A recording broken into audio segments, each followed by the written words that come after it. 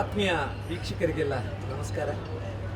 ಕಲ್ಯಾಣ ಕರ್ನಾಟಕ ಉತ್ಸವವನ್ನು ನಮ್ಮ ನಾಡಿನ ಮುಖ್ಯಮಂತ್ರಿಗಳಾದ ಸನ್ಮಾನ್ಯ ಸಿದ್ದರಾಮಯ್ಯನವರು ಈ ಕಾರ್ಯಕ್ರಮದಲ್ಲಿ ಪಾಲ್ಗೊಂಡಿರುವುದರಿಂದ ಈ ಕಾರ್ಯಕ್ರಮಕ್ಕೆ ವಿಶೇಷ ಕಳೆ ಮತ್ತು ಉತ್ಸಾಹ ತುಂಬಿದೆ. ಸರ್ದಾರ್ ಪಟೇಲ್ ಚೌಕ್ಗೆ ಆಗಮಿಸಿದ ಮಾನ್ಯ ಮುಖ್ಯಮಂತ್ರಿಗಳು ಸರ್ದಾರ್ ಪಟೇಲರ ಪ್ರತಿಮೆಗೆ ಹಾರಾರ್ಪಣೆ ಮಾಡುವುದರ ಮೂಲಕ ಕಲ್ಯಾಣ ಕರ್ನಾಟಕ ಉತ್ಸವಕ್ಕೆ ಚಾಲನೆ ನೀಡಿದರು. ಬಹಳ ವಿಶೇಷವಾಗಿ ಎಲ್ಲ ಸಚಿವರು, ಗಣ್ಯರು, ಸಾರ್ವಜನಿಕರು ಉಪಸ್ಥಿತಿಯಲ್ಲಿ ಈ ಒಂದು ಮಾಲಾರ್ಪಣೆಯೊಂದಿಗೆ ಈ ಕಾರ್ಯಕ್ರಮಕ್ಕೆ ಚಾಲನೆ ನೀಡಲಾಯಿತು.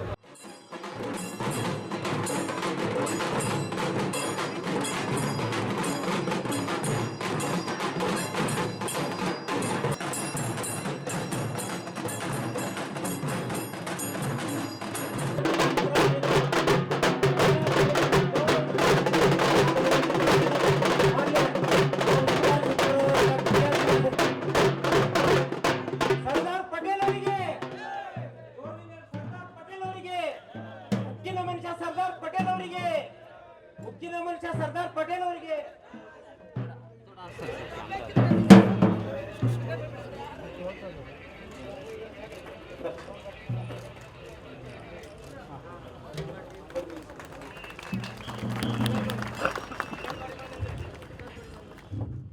ಹೈದರಾಬಾದ್ ಸಂಸ್ಥಾನ ಭಾರತದಲ್ಲಿ ವಿಲೀನವಾದಂತ ಈ 17ನೇ ಸೆಪ್ಟೆಂಬರ್ ಇದು ಐತಿಹಾಸಿಕ ದಿನ. ರಾಷ್ಟ್ರ ಹಬ್ಬ, ನಾಡ ಹಬ್ಬ. ಈ ಒಂದು ದಿನ ಐತಿಹಾಸಿಕ ದಿನದಂದು ಸನ್ಮಾನ್ಯ ಮುಖ್ಯಮಂತ್ರಿ, ಕ್ರಿಯಾಶೀಲ ಮುಖ್ಯಮಂತ್ರಿ, ಕಲ್ಯಾಣ ಕರ್ನಾಟಕ ಪ್ರದೇಶಕ್ಕೆ ಪ್ರತ್ಯೇಕ ಸಚಿವಾಲಯ ಕೊಟ್ಟಂತ ಮುಖ್ಯಮಂತ್ರಿ, ಕೃಷ್ಣಾ ಯೋಜನೆ ಬಗ್ಗೆ ದಿಟ್ಟ ನಿರ್ಧಾರ ತೆಗೆದುಕೊಂಡಂತ ಮುಖ್ಯಮಂತ್ರಿ ಅವರು ಇವತ್ತಿನ ದಿವಸ ಈ ಐತಿಹಾಸಿಕ 17ನೇ ಸೆಪ್ಟೆಂಬರ್ ಈಗ 2025 ನಾನು ಮಹತ್ವವಾದ ದಿನ. ಈ ಸಂದರ್ಭದಲ್ಲಿ ಸರ್ದಾರ್ ಪಟೇಲ್ ಅವರಿಗೆ ಅವರು ಮಾಲಾರ್ಪಣೆ ಮಾಡಿ ಗೌರವ ಸಲ್ಲಿಸಿದ್ದಾರೆ. ಅದಕ್ಕೆ ಎಲ್ಲರೂ ಇವತ್ತಿನ ದಿವಸ ಮುಖ್ಯಮಂತ್ರಿ ಸೇರ್ಕೊಂಡು ಎಲ್ಲರೂ ನಾವಿನ ಸರ್ದಾರ್ ಪಟೇಲ್ ಅವರಿಗೆ ನಮನ ಸಲ್ಲಿಸಿದ್ದೀವಿ. ಸರ್ದಾರ್ ಪಟೇಲ್ ಅವರಿಗೆ, ಸರ್ದಾರ್ ಪಟೇಲ್ ಅವರಿಗೆ, ಸರ್ದಾರ್ ಪಟೇಲ್ ಅವರಿಗೆ, ಡಾಕ್ಟರ್ ಬಾಬಾ ಸಾಹೇಬ್ ಅಂಬೇಡ್ಕರ್ ಅವರಿಗೆ.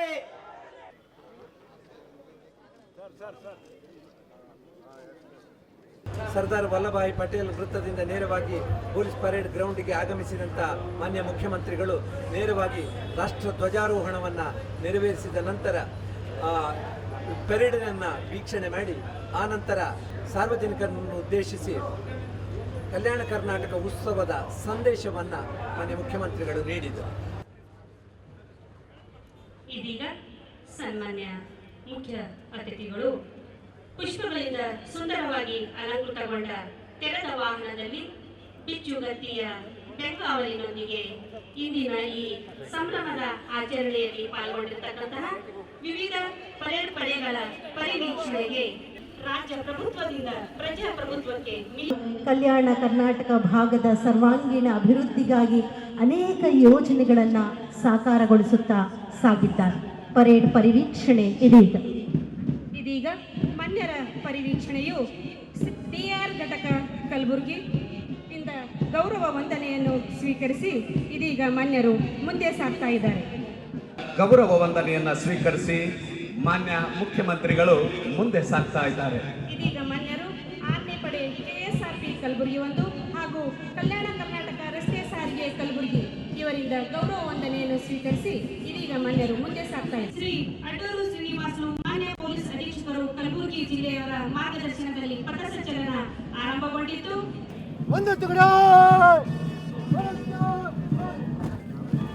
ಸಿಆರ್ ಘಟಕ ಕಲಬುರಗಿ ಇವರು ಮಾನ್ಯರಿಗೆ ಗೌರವ ವಂದನೆಯನ್ನು ಸಲ್ಲಿಸಿ ಮುಂದೆ ಸಾಗ್ತಾ ಇದ್ದಾರೆ. ಶ್ರೀ ದತ್ತು ಕಾಂಬ್ಳೆ ಅವರ ನಾಯಕತ್ವದ 6ನೇ ಪಡೆ ಕೆಎಸ್ಆರ್ಪಿ ಧ್ವಜಕ್ಕೆ ಹಾಗೂ ಮನ್ಯರಿಗೆ ಗೌರವ ಸಲ್ಲಿಸಿ ಪೊಲೀಸ್ ತರಬೇತಿ ಮಹಾವಿದ್ಯಾಲಯ ನಾಗನಹಳ್ಳಿ ಕಲಬುರಗಿ ಆ ತಂಡದವರು ಗೌರವ ವಂದನೆಯನ್ನು ಸಲ್ಲಿಸಿ ಶ್ರೀ ಬಸವರಾಜ್ ಅವರ ನಾಯಕತ್ವದಲ್ಲಿ ಸಿವಿಲ್ ಪುರುಷ ಪಡೆ ಕಲಬುರಗಿ ಧ್ವಜಕ್ಕೆ ಹಾಗೂ ಮಾನ್ಯರಿಗೆ ಗೌರವವನ್ನು ಸಲ್ಲಿಸಿ ಮುಂದೆ ಸಾಗ್ತಾರೆ. ಗುರು ಬಸವರಾಜ್ RSI ಅವರ ನೇತೃತ್ವದಲ್ಲಿ ಸಿವಿಲ್ ಪುರುಷ ಪಡೆ ಕಲಬುರಗಿ,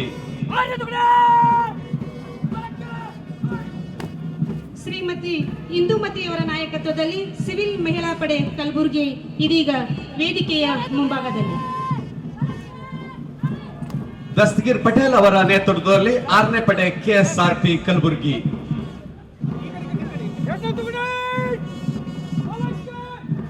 ಶ್ರೀ ಹನುಮಂತರಾಯ್ ಅವರ ನಾಯಕತ್ವದಲ್ಲಿ ಹೋಮ್ ಗಾರ್ಡ್ ಪಡೆ ಧ್ವಜಕ್ಕೆ ಹಾಗೂ ಮಾನ್ಯರಿಗೆ ಗೌರವವನ್ನು ಸಲ್ಲಿಸಿ ಮುಂದೆ ಸಾಗ್ತಾರೆ. ಬಸವರಾಜ್ ಬಿರಾದಾರ್ ಅವರ ನೇತೃತ್ವದಲ್ಲಿ KSISF ಪಡೆ ಮುಂದೆ ಸಾಗ್ತಾ ಇದೆ. ಶ್ರೀ ನಿಂಗಪ್ಪ ಬಡಿಗೇರವರ ನಾಯಕತ್ವದಲ್ಲಿ ಕಲ್ಯಾಣ ಕರ್ನಾಟಕ ರಸ್ತೆ ಸಾರಿಗೆ ಪಡೆಯು ಇದೀಗ ವೇದಿಕೆಯ ಮುಂಭಾಗದಲ್ಲಿ. ರಮೇಶ್ ಅವರ ನೇತೃತ್ವದಲ್ಲಿ ಅರಣ್ಯ ಇಲಾಖೆ ಕಲಬುರಗಿ ಈ ಕವಾಯತಿನಲ್ಲಿ ಭಾಗವಹಿಸಿದೆ.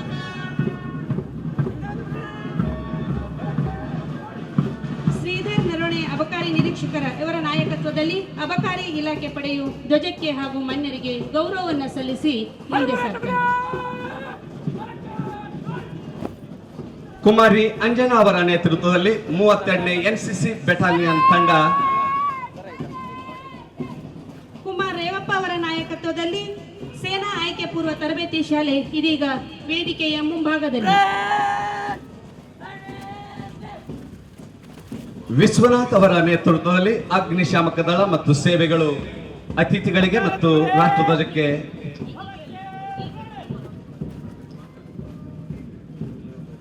ಕನ್ನಡ ಭಾಷೆಯಲ್ಲಿ ಇಂದಿನ ಕಮಾಂಡರ್ ನೀಡಿದ್ದಾರೆ. ನಿಜಕ್ಕೂ ಕೂಡ ಇದು ಹೆಮ್ಮೆಯ ಸಂಗತಿ.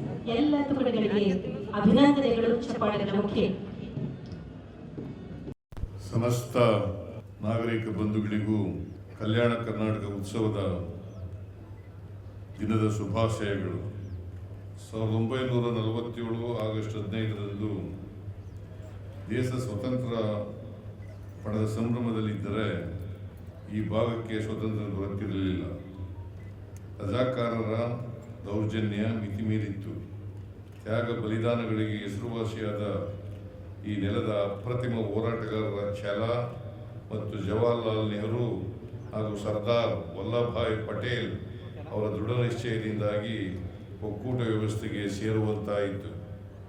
ಸ್ವಾತಂತ್ರ್ಯ ಹೋರಾಟದ ಜೊತೆಗೆ ಹೈದರಾಬಾದ್ ಕರ್ನಾಟಕ ವಿಮೋಚನೆಗಾಗಿ ಹಾಗೂ ಹೈದರಾಬಾದ್ ಕರ್ನಾಟಕ ಭಾಗವನ್ನು ಭಾರತದಲ್ಲಿ ವಿಲೀನಗೊಳಿಸಲು ನಡೆದ ಹೋರಾಟದಲ್ಲಿ ಭಾಗವಹಿಸಿದ್ದ Shri Sharanagouda Inamdar, Shri Raja Venkatappa Nayaka, Shri Dattatreya Auradi, Shri Shivamurthy Swamy Alavandi, Shri Mathamari Nagappa, Shri Narayanarao Kanihal, Shri Hakikat Rao Chitaguppakar, Shri Chandrashekhar Patil, Shri Ramachar, doctor Charchihal Math, Shri Ramachandra Veerappa, Shri Kaptappa Bele, Shri V V Patil, Shri R V Biddappa, Shri Amar Singh Rathod ಮುಂತಾದ ಎಲ್ಲ ಹೋರಾಟಗಾರರ ತ್ಯಾಗ ಬಲಿದಾನ ಅವಿಸ್ಮರಣೀಯ. ಇಂತಹ ಅಸಂಖ್ಯಾತ ಹೋರಾಟಗಾರರಿಗೆ ನನ್ನ ಹೃತ್ಪೂರ್ವಕವಾದಂಥ ಧನ್ಯವಾದಗಳನ್ನು ಅರ್ಪಿಸುತ್ತೇನೆ. ವಿಶೇಷ ಸ್ಥಾನಮಾನಕ್ಕಾಗಿ ನಡೆದ ಹೋರಾಟಗಳ ಮುಖಂಡತ್ವ ವಹಿಸಿದ್ದ ಮಾನ್ಯ ಮಲ್ಲಿಕಾರ್ಜುನ ಖರ್ಗೆಯವರು, ಮಾನ್ಯ ದಿವಂಗತ ಧರ್ಮಸಿಂಗ್ರವರು ಮುಂತಾದ ಅನೇಕ ಮಹನೀಯರ ಹೋರಾಟವನ್ನು ನಾವು ಮರೆಯಬಾರದು. ಹೋರಾಟದಿಂದ ತಕ್ಷಣಕ್ಕೆ ಸಿಕ್ಕ ಫಲ ನಮ್ಮ ಕಣ್ಣ ಮುಂದಿದೆ. 2013ರಲ್ಲಿ ಸಂವಿಧಾನಕ್ಕೆ ತಿದ್ದುಪಡಿ ತಂದು ವಿಶೇಷ ಸ್ಥಾನಮಾನ ನೀಡಿದ ನಂತರ ಇದುವರೆಗೆ ವಿವಿಧ ಇಲಾಖೆಗಳಲ್ಲಿ 1,19,923 ಹುದ್ದೆಗಳನ್ನು ನೇರ ನೇಮಕಾತಿಗೆ ಗುರುತಿಸಿದ್ದು 84,620 ಹುದ್ದೆಗಳನ್ನು ಭರ್ತಿ ಮಾಡಲಾಗಿದೆ. ಇದೀಗ ಒಳ ಮೀಸಲಾತಿ ವಿಚಾರವನ್ನು ಬಗೆಹರಿಸಿರುವುದರಿಂದ ಖಾಲಿ ಇರುವ ಹುದ್ದೆಗಳನ್ನು ಹಂತ ಹಂತವಾಗಿ ಭರ್ತಿ ಮಾಡಲು ಉದ್ದೇಶಿಸಿದ್ದೇವೆ. ಕಲ್ಯಾಣ ಕರ್ನಾಟಕ ಭಾಗದಲ್ಲಿ ಈ ವರ್ಷ ಹೆಚ್ಚಿನ ಮಳೆಯಾಗಿದ್ದರಿಂದ ಒಂದೆಡೆ ಅಣೆಕಟ್ಟೆಗಳು ಭರ್ತಿಯಾದರೆ ಇನ್ನೊಂದೆಡೆ ಅತಿವೃಷ್ಟಿಯಿಂದ ಬೆಳೆಗಳಿಗೆ ಹಾನಿಯಾಗಿದೆ. ಜಂಟಿ ಸಮೀಕ್ಷೆ ಕಾರ್ಯವನ್ನು ಸಮರ್ಪಕವಾಗಿ ಮಾಡಿ ಬೆಳೆ ಪರಿಹಾರವನ್ನು ಶೀಘ್ರವಾಗಿ ನೀಡಲು ಕಂದಾಯ ಇಲಾಖೆಗೆ ಸೂಚನೆ ನೀಡಲಾಗಿದೆ. ಈ ಭಾಗದ SSLC ಮತ್ತು PUCಗಳಲ್ಲಿ ಉತ್ತೀರ್ಣರಾಗುವವರ ಪ್ರಮಾಣ ತೀರ ಕಡಿಮೆ ಇದೆ. ಶಿಕ್ಷಣದ ಗುಣಮಟ್ಟ ಕಾಪಾಡಲು ಶಿಕ್ಷಣ ಸಂಸ್ಥೆಗಳ ಮೂಲಸೌಕರ್ಯ ಹೆಚ್ಚಳ ಹಾಗೂ ವಸತಿ ನಿಲಯ ಕಟ್ಟಡ ನಿರ್ಮಾಣ ಹೀಗೆ ಅನೇಕ ಶೈಕ್ಷಣಿಕ ಚಟುವಟಿಕೆಗಳನ್ನು ಹಮ್ಮಿಕೊಳ್ಳಲು ಕಳೆದ 2 ವರ್ಷದಿಂದ ಅಕ್ಷರ ಆವಿಷ್ಕಾರ ಕಾರ್ಯಕ್ರಮ ರೂಪಿಸಿ ಇದುವರೆಗೆ 6,000 ಕೋಟಿ ರೂಗಳಿಗಿಂತ ಹೆಚ್ಚಿನ ಅನುದಾನಗಳನ್ನು ಖರ್ಚು ಮಾಡಲಾಗಿದೆ. ಕಲ್ಯಾಣ ಕರ್ನಾಟಕ ಜಿಲ್ಲೆಗಳಲ್ಲಿ ಒಟ್ಟು 5,267 ಶಿಕ್ಷಕರ ಹುದ್ದೆಗಳು ಖಾಲಿ ಇದ್ದು ಇವುಗಳನ್ನು ಭರ್ತಿ ಮಾಡಲು ಈಗಾಗಲೇ ಸೂಚನೆ ನೀಡಲಾಗಿದೆ. ಈ ವರ್ಷದಿಂದ 10ನೇ ತರಗತಿಯ ಮಕ್ಕಳಿಗೆ ವಿಶೇಷ ತರಗತಿಗಳನ್ನು ಪ್ರಾರಂಭಿಸುತ್ತಿದ್ದೇವೆ. ಕಲ್ಯಾಣ ಕರ್ನಾಟಕ ಭಾಗದ ಜಿಲ್ಲೆಗಳಲ್ಲಿ ಒಟ್ಟು 350 KPS ಶಾಲೆಗಳನ್ನು ಮುಂದಿನ 2 ವರ್ಷಗಳಲ್ಲಿ ನಿರ್ಮಿಸುವ ಗುರಿ ಹೊಂದಿದ್ದೇವೆ. ಇದಲ್ಲದೆ ಉನ್ನತ ಶಿಕ್ಷಣಕ್ಕೂ ಕಳೆದ 2 ವರ್ಷಗಳಲ್ಲಿ 250 ಕೋಟಿ ರೂಗಳನ್ನು ಒದಗಿಸಿದ್ದೇವೆ. ಗುಲ್ಬರ್ಗಾ ವಿವಿ ಆವರಣದಲ್ಲಿ 1,000 ಸಾಮರ್ಥ್ಯದ ವಸತಿ ನಿಲಯ ಸಂಕೀರ್ಣವನ್ನು 78 ಕೋಟಿ ರು ವೆಚ್ಚದಲ್ಲಿ ನಿರ್ಮಾಣ ಮಾಡಲಾಗಿದೆ. 2024-25ರಿಂದ ಈವರೆಗೆ 7 ಜಿಲ್ಲೆಗಳ ವ್ಯಾಪ್ತಿಯಲ್ಲಿ ಹಿಂದುಳಿದ ವರ್ಗಗಳ ವಸತಿ ನಿಲಯಗಳ ನಿರ್ಮಾಣಕ್ಕಾಗಿ 306 ಕೋಟಿ ರು, ಅಲ್ಪಸಂಖ್ಯಾತರ 41 ವಸತಿ ನಿಲಯ ವಸತಿ ಶಾಲೆಗಳ ಕಟ್ಟಡ ನಿರ್ಮಾಣಕ್ಕಾಗಿ 204 ಕೋಟಿ ರು, ಸಮಾಜ ಕಲ್ಯಾಣ ಇಲಾಖೆ ವತಿಯಿಂದ 316 ಕೋಟಿ ರು ವೆಚ್ಚದಲ್ಲಿ 14 ವಸತಿ ನಿಲಯ ವಸತಿ ಶಾಲೆಗಳ ಕಟ್ಟಡಗಳನ್ನು ನಿರ್ಮಿಸಲಾಗುತ್ತಿದೆ. ಇದಲ್ಲದೆ ಈ ಜಿಲ್ಲೆಗಳ ವಸತಿ ನಿಲಯ ವಸತಿ ಶಾಲೆಗಳಿಗೆ 100 ಕೋಟಿ ರು ವೆಚ್ಚದಲ್ಲಿ ಮೂಲ ಸೌಕರ್ಯಗಳನ್ನು ಸಹ ಒದಗಿಸಲಾಗುತ್ತಿದೆ. ಈ ಭಾಗದ ಮಕ್ಕಳಿಗೆ ಪರೀಕ್ಷಾ ಪೂರ್ವ ತರಬೇತಿ ನೀಡಲು ಕಲಬುರಗಿಯಲ್ಲಿ ನೈಸ್ ಅಕಾಡೆಮಿ ಸಂಸ್ಥೆ ಸ್ಥಾಪಿಸಿದ್ದೇವೆ. ಪ್ರತಿ ವರ್ಷ ಸುಮಾರು 2,000 ಅಭ್ಯರ್ಥಿಗಳಿಗೆ IAS, KAS, ಬ್ಯಾಂಕಿಂಗ್ ಹಾಗೂ ರಾಜ್ಯ ಸರ್ಕಾರದ ನೇಮಕಾತಿಯ ಸ್ಪರ್ಧಾತ್ಮಕ ಪರೀಕ್ಷೆಗಳಲ್ಲಿ ಇಲ್ಲಿ ತರಬೇತಿ ನೀಡಲಾಗುತ್ತಿದೆ. ಕಲ್ಯಾಣ ಕರ್ನಾಟಕದ ಜಿಲ್ಲೆಗಳ ಜನರ ಆರೋಗ್ಯ ವ್ಯವಸ್ಥೆಯನ್ನು ಸಮಗ್ರವಾಗಿ ಸುಧಾರಿಸುವ ಉದ್ದೇಶದಿಂದ 1,797 ಕೋಟಿ ರು ಅನುದಾನ ಒದಗಿಸುವ ಮೂಲಕ ಆರೋಗ್ಯ ಆವಿಷ್ಕಾರ ಎಂಬ ವಿಶೇಷ ಕಾರ್ಯಕ್ರಮವನ್ನು ರೂಪಿಸಿದ್ದೇವೆ. ಕಲಬುರಗಿಯಲ್ಲಿ 163 ಕೋಟಿ ರು ವೆಚ್ಚದಲ್ಲಿ ಸೂಪರ್ ಸ್ಪೆಷಾಲಿಟಿ ಆಸ್ಪತ್ರೆಯನ್ನು ಪ್ರಾರಂಭಿಸಲಾಗಿದೆ. 28 ಕೋಟಿ ರು ವೆಚ್ಚದಲ್ಲಿ ಆರೋಗ್ಯ ಸೌಧದ ಕಟ್ಟಡ, ಜಿಮ್ಸ್ ಆಸ್ಪತ್ರೆಯ ಆವರಣದಲ್ಲಿ 90 ಕೋಟಿ ರು ವೆಚ್ಚದಲ್ಲಿ ತಾಯಿ ಮತ್ತು ಮಕ್ಕಳ ಆಸ್ಪತ್ರೆ, 72 ಕೋಟಿ ರು ವೆಚ್ಚದಲ್ಲಿ ಕ್ಯಾನ್ಸರ್ ಆಸ್ಪತ್ರೆ ಮುಂತಾದ ನಿರ್ಮಾಣ ಕಾಮಗಾರಿಗಳನ್ನು ಪ್ರಾರಂಭಿಸಲಾಗಿದೆ. ಕಲಬುರಗಿಯಲ್ಲಿ ನಿಮಾನ್ಸ್ ಮಾದರಿಯ ಸಂಸ್ಥೆಯನ್ನು ಸ್ಥಾಪಿಸಲು 100 ಕೋಟಿ, ಇಂದಿರಾ ಗಾಂಧಿ ಮಕ್ಕಳ ಆರೋಗ್ಯ ಘಟಕ ಸ್ಥಾಪನೆಗೆ 221 ಕೋಟಿ ಒದಗಿಸಲಾಗಿದೆ. ಪ್ರಾದೇಶಿಕ ಎಂಡೋಕ್ರೈನಾಲಜಿ ಕೇಂದ್ರಗಳನ್ನು ಆರಂಭಿಸುವುದಕ್ಕಾಗಿ 50 ಕೋಟಿ ರು ನೀಡಲಾಗಿದೆ. ಬೀದರ್ ಸರ್ಕಾರಿ ವೈದ್ಯಕೀಯ ಕಾಲೇಜು ಆಸ್ಪತ್ರೆಯಲ್ಲಿ ಕ್ಯಾನ್ಸರ್ ಪತ್ತೆ ವಿಭಾಗವನ್ನು ಆರಂಭಿಸುವುದಕ್ಕಾಗಿ 18 ಕೋಟಿ, ಕೊಪ್ಪಳ ವೈದ್ಯಕೀಯ ವಿಜ್ಞಾನ ಸಂಸ್ಥೆಯ ಅಧೀನದಲ್ಲಿ ಸೂಪರ್ ಸ್ಪೆಷಾಲಿಟಿ ಆಸ್ಪತ್ರೆ ಆರಂಭಿಸುವುದಕ್ಕಾಗಿ 100 ಕೋಟಿ, ರಾಯಚೂರಿನ ರಾಜೀವ್ ಗಾಂಧಿ ಸೂಪರ್ ಸ್ಪೆಷಾಲಿಟಿ ಆಸ್ಪತ್ರೆಯ ಆವರಣದಲ್ಲಿ ಪೆರಿಫೆರಲ್ ಕ್ಯಾನ್ಸರ್ ಚಿಕಿತ್ಸಾ ಘಟಕ ಸ್ಥಾಪಿಸಲು 50 ಕೋಟಿ, ಯಲಬುರ್ಗಾ, ಜೇವರ್ಗಿ ಮತ್ತು ಯಾದಗಿರಿಯಲ್ಲಿ ಹೊಸದಾಗಿ ನರ್ಸಿಂಗ್ ಕಾಲೇಜುಗಳನ್ನು ಆರಂಭಿಸಲು ಒಟ್ಟು 18 ಕೋಟಿ ರು ಅನುದಾನ ಒದಗಿಸಲಾಗಿದೆ. ಕಲಬುರಗಿಯ ಶ್ರೀ ಜಯದೇವ ಹೃದ್ರೋಗ ವಿಜ್ಞಾನ ಮತ್ತು ಸಂಶೋಧನಾ ಸಂಸ್ಥೆಯ ಆಸ್ಪತ್ರೆ ಕಟ್ಟಡ ಮತ್ತು ಉಪಕರಣಗಳಿಗಾಗಿ 287 ಕೋಟಿ ರೂಗಳನ್ನು ಒದಗಿಸಿದ್ದೇವೆ. ಆಸ್ಪತ್ರೆಯು ಈಗಾಗಲೇ ಸಮರ್ಪಕವಾಗಿ ಕಾರ್ಯನಿರ್ವಹಿಸುತ್ತಿದ್ದು ಇದರಿಂದ ಹೃದ್ರೋಗಿಗಳಿಗೆ ಅತ್ಯುತ್ತಮ ಸೇವೆ ಸಿಗುವಂತಾಗಿದೆ. 9.60 ಕೋಟಿ ರೂಗಳ ಮೊತ್ತದಲ್ಲಿ KKRDB ಹಾರ್ಟ್ ಲೈನ್ ಯೋಜನೆಗೆ ಇಂದಿಲ್ಲಿ ಚಾಲನೆ ನೀಡಲಾಗುತ್ತಿದ್ದು 32 ಆಂಬ್ಯುಲೆನ್ಸ್ಗಳನ್ನು ಹೃದಯಘಾತದ ತುರ್ತು ಸಂದರ್ಭದಲ್ಲಿ ಅವಶ್ಯಕವಾಗಿರುವ ಉಪಕರಣಗಳೊಂದಿಗೆ ಆರೋಗ್ಯ ಇಲಾಖೆಗೆ ಹಸ್ತಾಂತರಿಸಲಾಗುತ್ತಿದೆ. ರಾಯಚೂರಿನಲ್ಲಿ ಏಮ್ಸ್ ಸಂಸ್ಥೆಯನ್ನು ಸ್ಥಾಪಿಸಲು ನಮ್ಮ ಸರ್ಕಾರವು ಅಗತ್ಯವಿರುವ ಎಲ್ಲ ನೆರವನ್ನು ಒದಗಿಸಲು ಸಿದ್ಧವಿದೆ. ಕೇಂದ್ರಕ್ಕೆ ಹಲವಾರು ಪತ್ರಗಳನ್ನು ಬರೆದಿದ್ದೇವೆ. ಸ್ವತಃ ಕೇಂದ್ರದ ಸಚಿವರುಗಳನ್ನು ಭೇಟಿ ಮಾಡಿ ಒತ್ತಾಯಿಸಿದ್ದೇವೆ. ಆದರೂ ಸಹ ಕೇಂದ್ರ ಸರ್ಕಾರ ಕಿಂಚಿತ್ತೂ ಸಹಕಾರವನ್ನು ತೋರಿಸುತ್ತಿಲ್ಲ. ಹಾಗಾಗಿ ಕೇಂದ್ರ ಸರ್ಕಾರವು ಕೂಡಲೇ ಏಮ್ಸ್ ಸಂಸ್ಥೆ ಪ್ರಾರಂಭಿಸಲು ಕ್ರಮ ವಹಿಸಬೇಕೆಂದು ಒತ್ತಾಯಿಸುತ್ತೇನೆ. ಮಾನ್ಯ ಮಲ್ಲಿಕಾರ್ಜುನ ಖರ್ಗೆಯವರ ಕನಸಿನಂತೆ ಕಲಬುರಗಿಯನ್ನು ರೀಜನಲ್ ಹೆಲ್ತ್ ಹಬ್ ಮಾಡುವತ್ತ ಹೆಜ್ಜೆ ಇಟ್ಟಿದ್ದೇವೆ. ಈ ಭಾಗದ ಜನರು ಚಿಕಿತ್ಸೆಗಾಗಿ ದೂರದ ಬೆಂಗಳೂರು, ಮುಂಬೈ, ಹೈದರಾಬಾದ್ಗೆ ಹೋಗುವುದನ್ನು ತಪ್ಪಿಸಿ ಇಲ್ಲಿಯೇ ಗುಣಮಟ್ಟದ ಚಿಕಿತ್ಸೆ ನೀಡುವುದು ನಮ್ಮ ಉದ್ದೇಶವಾಗಿದೆ. ಈ ಭಾಗದಲ್ಲಿ ಬೆಳೆಯುವ ರುಚಿಕರವಾದ ಮಾಲ್ದಂಡಿ ಜೋಳದಿಂದ ಮಾಡಿದ ರೊಟ್ಟಿಯನ್ನು ಕಲಬುರಗಿ ರೊಟ್ಟಿ ಎನ್ನುವ ಬ್ರ್ಯಾಂಡ್ನೊಂದಿಗೆ ಜಾಗೃತಿ ಮೂಡಿಸಲಾಗುತ್ತಿದೆ. ಕಲಬುರಗಿ ಜಿಲ್ಲೆಯಲ್ಲಿ 100ಕ್ಕೂ ಅಧಿಕ ರೊಟ್ಟಿ ಮಾಡುವ ಯಂತ್ರಗಳನ್ನು ಮಹಿಳೆಯರಿಗೆ ಮತ್ತು ಮಹಿಳಾ ಸ್ವಸಹಾಯ ಸಂಘದವರಿಗೆ ಸಬ್ಸಿಡಿ ರೂಪದಲ್ಲಿ ನೀಡಲಾಗಿದೆ. ಹೊರ ರಾಜ್ಯ ಸೇರಿದಂತೆ ವಿದೇಶಗಳಿಗೆ ಸಹ ಮಾರುಕಟ್ಟೆಯನ್ನು ವಿಸ್ತರಿಸಲು ಆನ್ಲೈನ್ ಮುಖಾಂತರ ವೇದಿಕೆ ಸೃಜಿಸಲಾಗಿದೆ. ಕೃಷಿ ಕ್ಷೇತ್ರದಲ್ಲಿ ತಂತ್ರಜ್ಞಾನದ ಏಕೀಕರಣ ಅಗತ್ಯವಿರುವುದರಿಂದ ಕಲಬುರಗಿಯಲ್ಲಿ ಅಗ್ರಿ ಟೆಕ್ ವೇಗವರ್ಧಕ ಕೇಂದ್ರವನ್ನು ಸ್ಥಾಪಿಸಲು ಉದ್ದೇಶಿಸಲಾಗಿದೆ. ಕೊಪ್ಪಳ ಜಿಲ್ಲೆಯ ಕನಕಗಿರಿ ವಿಧಾನಸಭಾ ಕ್ಷೇತ್ರದ ವ್ಯಾಪ್ತಿಯಲ್ಲಿ ತೋಟಗಾರಿಕೆ ಟೆಕ್ ಪಾರ್ಕಿನ ಅಭಿವೃದ್ಧಿಗಾಗಿ 8.05 ಕೋಟಿ ರು ಅನುದಾನವನ್ನು ಒದಗಿಸಲಾಗಿದೆ. ಕಲ್ಯಾಣ ಕರ್ನಾಟಕದ ಜಿಲ್ಲೆಗಳಲ್ಲಿ ಹೈನುಗಾರಿಕೆಯನ್ನು ಉತ್ತೇಜಿಸಲು ನಮ್ಮ ಸರ್ಕಾರವು 10 ಕೋಟಿ ರು ಅನುದಾನವನ್ನು ಪ್ರಥಮ ಹಂತದಲ್ಲಿ ನೀಡಲು ತೀರ್ಮಾನಿಸಿದೆ. ಕಲಬುರಗಿ, ಬೀದರ್ ಮತ್ತು ಯಾದಗಿರಿ ಜಿಲ್ಲೆಗಳ ಸಹಕಾರಿ ಹಾಲು ಉತ್ಪಾದಕರ ಸಂಘಗಳ ಒಕ್ಕೂಟ ನಿಗಮದಿಂದ ಆಧುನೀಕೃತ ಡೈರಿ ಯೋಜನೆಯಡಿ ಕಲಬುರಗಿಯಲ್ಲಿ 50 ಕೋಟಿ ರು ವೆಚ್ಚದಲ್ಲಿ ಮೆಗಾ ಡೈರಿ ಸ್ಥಾಪಿಸಲಾಗುತ್ತಿದೆ. ಇದರಿಂದ ಈ ಪ್ರದೇಶದ 3 ಜಿಲ್ಲೆಗಳ 25,000 ಕೃಷಿ ಕುಟುಂಬಗಳ 1.5 ಲಕ್ಷ ಜನರಿಗೆ ಅನುಕೂಲವಾಗುವ ನಿರೀಕ್ಷೆ ಇದೆ.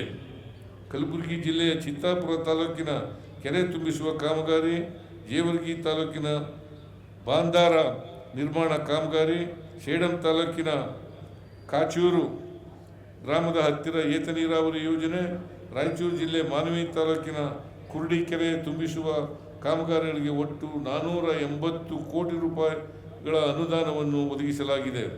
ಕಲಬುರಗಿ ಜಿಲ್ಲೆಯ ಆಳಂದ ತಾಲೂಕಿನ ಕಂಡಾಳ, ಮಟಕಿ, ನಿರಗುಡಿ, ಪಡಸಾವಳಿ, ಬಸಂತವಾಡಿ, ನಿಂಬರ್ಗ ಮುಂತಾದ ಕಡೆ ನಾಲೆ ಕಿರು ಸೇತುವೆಗಳ ನಿರ್ಮಾಣಕ್ಕಾಗಿ 47 ಕೋಟಿ ರುಗಳ ಕಾಮಗಾರಿಗೆ ಆಡಳಿತಾತ್ಮಕ ಅನುಮೋದನೆ ನೀಡಲಾಗಿದೆ.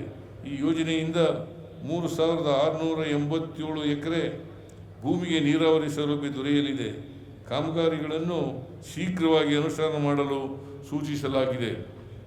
ಕಲಬುರಗಿ ಜಿಲ್ಲೆಯ ಚಿತ್ತಾಪುರ ತಾಲೂಕಿನ ತೆಲಂಗಾಣ ಗಡಿ ಫುಟ್ಪಾತ್ ಬೋಸ್ಲಾ ರಾಜ್ಯ ಹೆದ್ದಾರಿ ಕಾಗಿನಾ ನದಿಗೆ ಅಡ್ಡಲಾಗಿ ಸೇತುವೆ ನಿರ್ಮಾಣ ಕಾಮಗಾರಿಯನ್ನು 53 ಕೋಟಿ ರು ಅಂದಾಜು ಮೊತ್ತದಲ್ಲಿ ಕೈಗೆತ್ತಿಕೊಳ್ಳಲಾಗಿದೆ. ಕಾನೂನು ಸುವ್ಯವಸ್ಥೆಗೂ ಮತ್ತು ಅಭಿವೃದ್ಧಿಗೂ ನೇರ ಸಂಬಂಧವಿರುವಂತೆ ಹಸಿರಿಗೂ ಅಭಿವೃದ್ಧಿಗೂ ಸಂಬಂಧವಿದೆ. ಆದ್ದರಿಂದ ಕಲ್ಯಾಣ ಕರ್ನಾಟಕ ಪ್ರದೇಶದ ಜಿಲ್ಲೆಗಳಲ್ಲಿ ಅರಣ್ಯ ಪ್ರದೇಶ ಅಭಿವೃದ್ಧಿಗಾಗಿ ಹಸಿರು ಪಥ ಯೋಜನೆ ಮೂಲಕ ನೆಡುತೋಪುಗಳು, ಟ್ರೀ ಪಾರ್ಕ್ಗಳ ನಿರ್ಮಾಣ ಮತ್ತು ರಸ್ತೆಯ ಇಬ್ಬದಿಗಳಲ್ಲಿ ಸಸಿ ನೆಡುವ ಯೋಜನೆಗಳಿಗಾಗಿ 25-26ನೇ ಸಾಲಿನಲ್ಲಿ 100 ಕೋಟಿ ರು ಒದಗಿಸಿದ್ದೇವೆ. ಕಲಬುರಗಿಯ ನಂದೂರ ಕೆಸರಟಗಿ ಕೈಗಾರಿಕಾ ಪ್ರದೇಶ 2ನೇ ಹಂತದಲ್ಲಿ trade infrastructure for export scheme ರಡಿ 17 ಕೋಟಿ ರು ವೆಚ್ಚದಲ್ಲಿ 6.5 ಎಕರೆಗಳಲ್ಲಿ ಪ್ಲಗ್ ಅಂಡ್ ಪ್ಲೇ ಕಟ್ಟಡ ನಿರ್ಮಾಣ, 37 ಎಕರೆಗಳಲ್ಲಿ ವಿದ್ಯುನ್ಮಾನ ಉತ್ಪನ್ನಗಳ ತಯಾರಿಕಾ ಕೈಗಾರಿಕೆ, 49 ಎಕರೆಗಳಲ್ಲಿ ರಾಸಾಯನಿಕ ಮತ್ತು ಅನಿಲ ಕೈಗಾರಿಕೆಗಳು, 5.5 ಎಕರೆಗಳಲ್ಲಿ ಫುಡ್ ಪಾರ್ಕ್, 5 ಎಕರೆಗಳಲ್ಲಿ ಸುಸ್ಥಿರ ಪಾರ್ಕ್ಗಳನ್ನು ಸ್ಥಾಪಿಸಲಾಗುತ್ತಿದೆ. ಕಲಬುರಗಿಯ ಕಪನೂರ ಕೈಗಾರಿಕಾ ಪ್ರದೇಶದ 3ನೇ ಹಂತದಲ್ಲಿನ 20 ಎಕರೆ ಜಾಗದಲ್ಲಿ ಆಟೋಮೊಬೈಲ್ ವಾಹನಗಳ ದುರಸ್ತಿ ಮತ್ತು ಸಂಬಂಧಪಟ್ಟ ಎಲ್ಲ ವೃತ್ತಿಗಳ ಸುಮಾರು 400 ಸೂಕ್ಷ್ಮ ಮತ್ತು ಸಣ್ಣ ಕೈಗಾರಿಕೆ ಘಟಕಗಳಿಗೆ ಒಂದೇ ಸೂರಿನಡಿ ಸ್ಥಳಾವಕಾಶ ಕಲ್ಪಿಸುವ ಉದ್ದೇಶದಿಂದ auto and general engineering cluster ಸ್ಥಾಪಿಸಲಾಗುತ್ತಿದೆ. ಇತ್ತೀಚಿನ ವರ್ಷಗಳಲ್ಲಿ ಕಲ್ಯಾಣ ಕರ್ನಾಟಕ ಪ್ರದೇಶವು ತನ್ನ ಸ್ಟಾರ್ಟ್ಅಪ್ ಪರಿಸರ ವ್ಯವಸ್ಥೆಯಲ್ಲಿ ಗಮನಾರ್ಹ ಬೆಳವಣಿಗೆಯನ್ನು ಕಂಡಿದೆ. ಈಗ 120ಕ್ಕೂ ಹೆಚ್ಚು ಸಕ್ರಿಯ ಸ್ಟಾರ್ಟ್ಅಪ್ಗಳಿಗೆ ಕಲಬುರಗಿ ನೆಲೆಯಾಗಿದೆ. ಇದರಿಂದಾಗಿ ಈ ಭಾಗದ ಪ್ರತಿಭಾವಂತರ ವಲಸೆಯನ್ನು ತಡೆಯಲು ತಕ್ಕಮಟ್ಟಿಗೆ ಸಾಧ್ಯವಾಗಿದೆ. 2030 ವೇಳೆಗೆ 500ಕ್ಕೂ ಹೆಚ್ಚು ಸ್ಟಾರ್ಟ್ಅಪ್ಗಳನ್ನು ಸ್ಥಾಪಿಸಲು ಕ್ರಮ ಕೈಗೊಳ್ಳುತ್ತಿದ್ದೇವೆ. ಇಲ್ಲಿನ ವಿದ್ಯಾರ್ಥಿಗಳಿಗೆ ಉದ್ಯೋಗದ ಸಮಸ್ಯೆ ಇರಬಾರದು ಎಂಬ ಉದ್ದೇಶದಿಂದ ನಮ್ಮ ಸರ್ಕಾರವು ಉದ್ಯೋಗಾಧಾರಿತ ಶಿಕ್ಷಣಕ್ಕೆ ಅತಿ ಹೆಚ್ಚಿನ ಆದ್ಯತೆಯನ್ನು ನೀಡುತ್ತಿದೆ. GTTC ಬಹು ಕೌಶಲ್ಯಾಭಿವೃದ್ಧಿ ಕೇಂದ್ರವನ್ನು VTU ಸಹಯೋಗದೊಂದಿಗೆ ಕೊಪ್ಪಳ ಜಿಲ್ಲೆಯ ತಳಕಲ್ಲ ಮತ್ತು ಕಲಬುರಗಿಯಲ್ಲಿ ತಲಾ 120 ಕೋಟಿ ರು ವೆಚ್ಚದಲ್ಲಿ ಸ್ಥಾಪಿಸಲಾಗುತ್ತಿದೆ. 60 ಕೋಟಿ ರು ವೆಚ್ಚದಲ್ಲಿ ಕಂಪ್ಲಿ, ರಾಯಚೂರು, ಸಿಂಧನೂರ ಮತ್ತು ಜೇವರ್ಗಿ ತಾಲೂಕುಗಳಲ್ಲಿ GTTC ಕೇಂದ್ರಗಳನ್ನು ಸ್ಥಾಪಿಸುತ್ತಿದ್ದೇವೆ. ಕಲಬುರಗಿ ಜಿಲ್ಲೆಯ ಸೇಡಂನಲ್ಲಿರುವ ಸರ್ಕಾರಿ ITIಯನ್ನು 25 ಕೋಟಿ ರು ಅನುದಾನದಲ್ಲಿ ಅಂತಾರಾಷ್ಟ್ರೀಯ ಗುಣಮಟ್ಟಕ್ಕೆ ಉನ್ನತೀಕರಿಸುತ್ತಿದ್ದೇವೆ. ಸಣ್ಣ ಕೈಗಾರಿಕೆಗಳ ಅಭಿವೃದ್ಧಿಗಾಗಿ KKRDB ವತಿಯಿಂದ ಒಟ್ಟು 200 ಕೋಟಿ ರುಗಳ ಅನುದಾನವನ್ನು ಒದಗಿಸಿದ್ದೇವೆ. ವಿದ್ಯಾರ್ಥಿಗಳು ಮತ್ತು ಸಾರ್ವಜನಿಕರಲ್ಲಿ ವಿಜ್ಞಾನ ಮತ್ತು ತಂತ್ರಜ್ಞಾನದ ಬೆಳವಣಿಗೆಗಳನ್ನು ಉತ್ತೇಜಿಸುವ ನಿಟ್ಟಿನಲ್ಲಿ ಪ್ರಸಕ್ತ ಸಾಲಿನಲ್ಲಿ ಬೀದರ್, ಕಲಬುರಗಿ, ಯಾದಗಿರಿ, ರಾಯಚೂರು, ಕೊಪ್ಪಳ ಜಿಲ್ಲೆಗಳಲ್ಲಿ ವಿಜ್ಞಾನ ಕೇಂದ್ರ, ತಾರಾಲಯಗಳನ್ನು ಸ್ಥಾಪಿಸುವ ಕಾರ್ಯ ಪ್ರಗತಿಯಲ್ಲಿದೆ. ಕಲಬುರಗಿಯಲ್ಲಿ ಜವಳಿ ಪಾರ್ಕ್ ಸ್ಥಾಪಿಸಲಾಗುತ್ತಿದ್ದು ಒಟ್ಟಾರೆ 390 ಕೋಟಿ ರು ವೆಚ್ಚದಲ್ಲಿ ಕಲಬುರಗಿ ಜವಳಿ ಪಾರ್ಕಿಗೆ ವಿವಿಧ ಮೂಲಭೂತ ಸೌಕರ್ಯ ಕಲ್ಪಿಸಲಾಗುತ್ತಿದೆ. ಇದರಿಂದ 1 ಲಕ್ಷ ಜನರಿಗೆ ನೇರ ಹಾಗೂ 2 ಲಕ್ಷ ಜನರಿಗೆ ಪರೋಕ್ಷ ಉದ್ಯೋಗ ಸೃಜನೆಯಾಗುವ ನಿರೀಕ್ಷೆ ಇದೆ. ಗುಲ್ಬರ್ಗ ವಿಶ್ವವಿದ್ಯಾಲಯದ ಆವರಣದಲ್ಲಿ MSDC ಬಹು ಕೌಶಲ್ಯಾಭಿವೃದ್ಧಿ ಕೇಂದ್ರ ಸ್ಥಾಪಿಸಲಾಗುತ್ತಿದೆ. ಪ್ರತಿ ವರ್ಷ 2500 ವಿದ್ಯಾರ್ಥಿಗಳಿಗೆ ಉದ್ಯೋಗಾಧಾರಿತ ವಸತಿ ಸಹಿತ ಕೌಶಲ್ಯ ತರಬೇತಿ ನೀಡಲಾಗುವುದು. ಕಲ್ಯಾಣ ಕರ್ನಾಟಕ ಭಾಗದ ಜಿಲ್ಲೆಗಳ 38 ವಿಧಾನಸಭಾ ಕ್ಷೇತ್ರಗಳಲ್ಲಿ ರಸ್ತೆ ಸಂಪರ್ಕ ಜಾಲವನ್ನು ವ್ಯವಸ್ಥಿತವಾಗಿ ಅಭಿವೃದ್ಧಿಪಡಿಸಲು ಕಲ್ಯಾಣ ಪಥ ಯೋಜನೆಯನ್ನು ರೂಪಿಸಿದ್ದೇವೆ. ಈ ಯೋಜನೆಯ ಮೂಲಕ 1150 ಕಿಲೋಮೀಟರ್ ಗ್ರಾಮೀಣ ರಸ್ತೆಗಳನ್ನು 1,000 ಕೋಟಿ ರು ಅಂದಾಜು ವೆಚ್ಚದಲ್ಲಿ ಅಭಿವೃದ್ಧಿಪಡಿಸುತ್ತಿದ್ದೇವೆ.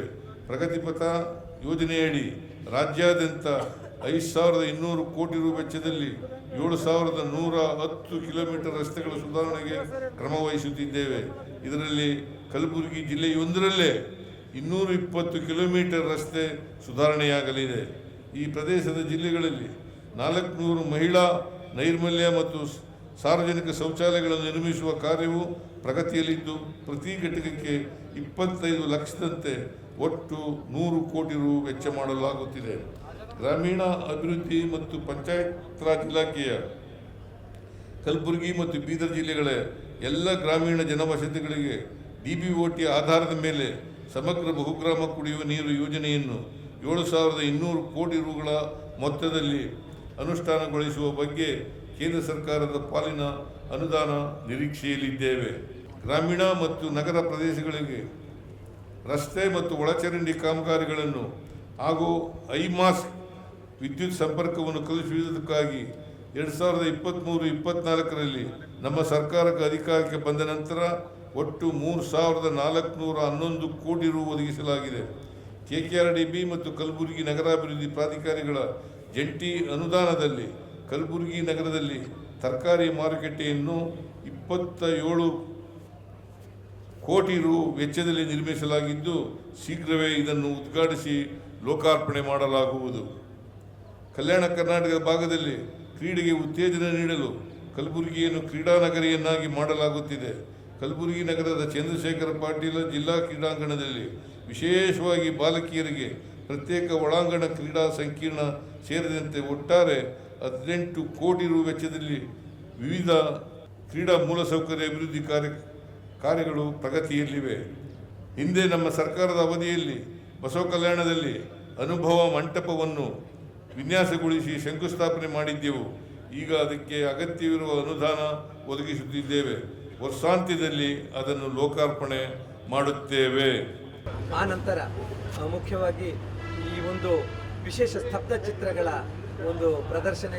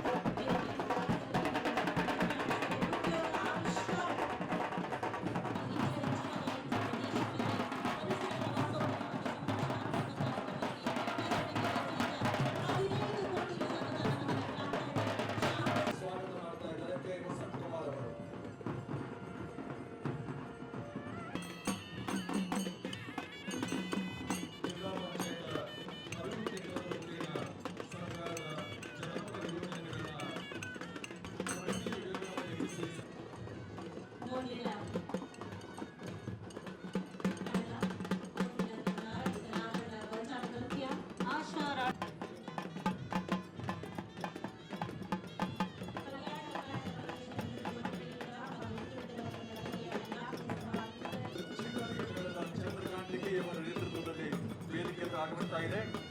ಕರ್ನಾಟಕ ಗಣ ಸರ್ಕಾರದ ಗೃಹಜ್ಯೋತಿ ಯೋಜನೆಯ ಅಡಿಯಲ್ಲಿ ತಿಂಗಳಿಗೆ 200 ಯೂನಿಟ್ಗಳ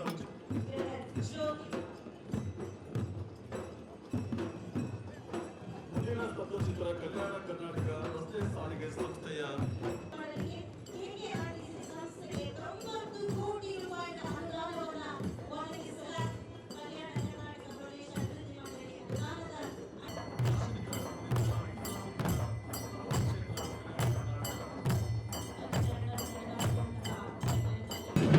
ನಗರದ ಸ್ವಚ್ಛತೆಗೆ ವಿಶೇಷ ಒತ್ತನ್ನು ಕೊಡಲಿಕ್ಕಾಗಿ ಕಲಬುರಗಿ ಮಹಾನಗರ ಪಾಲಿಕೆ ಅನೇಕ ಕಾರ್ಯಕ್ರಮಗಳನ್ನು ಹಮ್ಮಿಕೊಂಡಿದೆ. ಮಹಾನಗರ ಪಾಲಿಕೆಯ ಕಾರ್ಯವೈಖರಿ, ಸ್ವಚ್ಛಗೊಳಿಸುವಿಕೆ ಎಲ್ಲವನ್ನು ಕೂಡ ಸ್ವಚ್ಛವಾಗಿ ಸುಂದರವಾಗಿ ಕಾಣಿಸುವಲ್ಲಿ ಅತ್ಯಂತ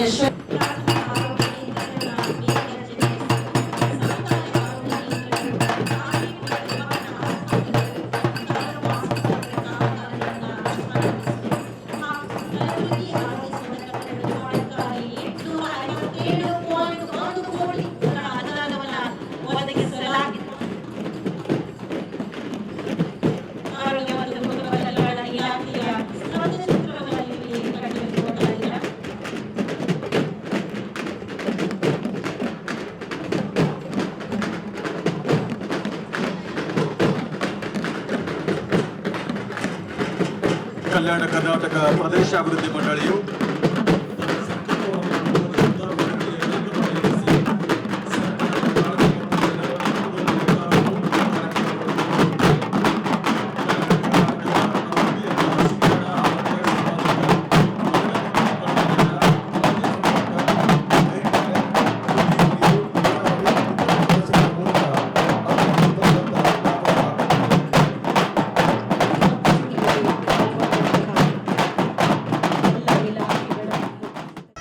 ಆತ್ಮೀಯ ವೀಕ್ಷಕರೇ, ಇದು ಇಂದಿನ ವಿಶೇಷ ಸಂಚಿಕೆ. ಇನ್ನು ಮುಂದಿನ ಸಂಚಿಕೆಯಲ್ಲಿ ಮತ್ತೆ ಹೊಸ ವಿಚಾರದೊಂದಿಗೆ ನಿಮ್ಮ ಭೇಟಿ. ಎಲ್ಲರಿಗೂ ನಮಸ್ಕಾರ.